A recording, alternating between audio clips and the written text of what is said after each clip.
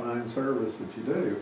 Now, what were you just saying, that she was a student of She was yours? actually one of my students. I have a teaching degree back in 1990, and she was one of my students. So we're glad to have them when they come back to teach. And you taught the 5th grade in 1990. Ooh, right? no. I like to think but no. Well, one of the questions we wanted to ask Angela, may I call you Angela, Yes. is living with this stuff. One of the things that we hear over and over before anybody experiences is how loud this is. Do you find this to be loud or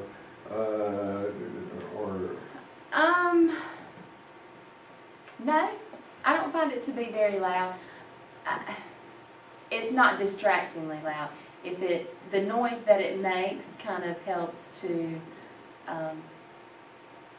keep the other distractions out. Right now, we're standing in here, and the units have been running, or it is They running? just cut off about 5 minutes ago. Cut off about 5 minutes ago. And we're listening to something right now, though, and this is usually the case. And what we're listening to is a fan on running. the overhead projector, and that actually will be louder than this unit Right. typically. So that. In fact, I hate to say it, I thought that's what the unit was when. That's why I Yeah, pointed I that mean- out. Yeah, see, I used to be a school teacher too. I was so. wondering what that thing was. Yeah, the Okay. only place that I've actually heard it distracting is in the library when the sounds of He's Yes, gonna laugh, 'cause yes. that's a trained. And that is not our unit. oh, okay, all right. Touch on one thing, if I might, that is very unusual, because I get to go in and out of these schools all the time. You said you got to change the temperature? By 2 degrees is all we get. Oh, wait a minute, I'm but pretty sure. you did that. Yes. Do you know how unusual that is in the real world? Yes. It's very unusual. How And it is wonderful. Well, what do you mean by that?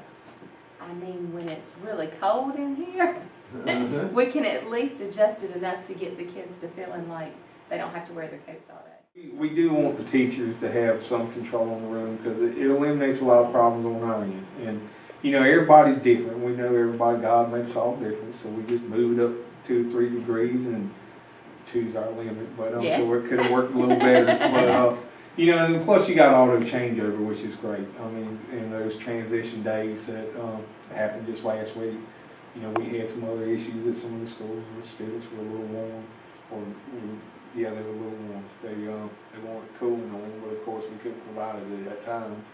Greenridge wasn't that problem, so they did automatic changeovers, plus the teachers had some adjustment.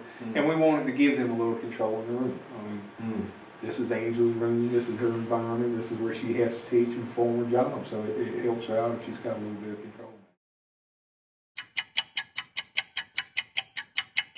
And your energy supervisor allowed this to happen too. Yes, and and plus the numbers are showing for themselves. Greenridge is running our most efficient school right now. Excuse me? Yes, right now. What did you say? It was reported that Greenridge is our most efficient school per Greenridge, square foot. Per square foot is your most efficient school, and you allow people who are adults who can change their thermostat at home to actually have some control. And Is that's that the a way good it ought to thing? be. Oh, it's great. That's the way it ought to be. Especially because we have this outside door here, so in the morning when the kids come in from the buses, my room may be chillier than the one down the hall. Mhm. So it may be helpful for me to be able to change it just a degree or so to get it a little bit warmer in here for the kids that come in initially.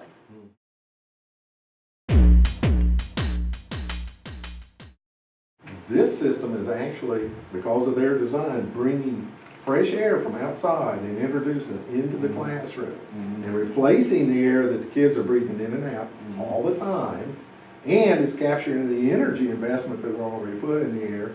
And then when the humidity gets a little bit too high, it automatically takes that humidity and brings it back down. Nobody has that, generally speaking, in their own home. So you may want to come and sleep here because it's a healthy environment. That sounds good. Can I bring the kids too? Bring the kids and come and sleep here.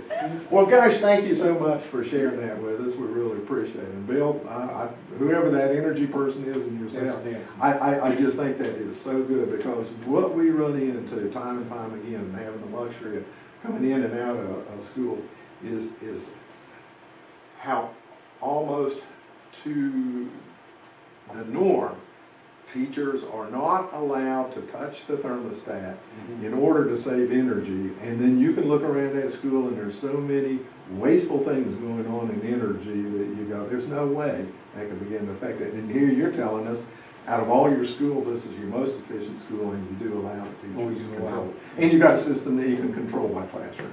Yes, sir. That's great. Well, thank you very much. I appreciate it.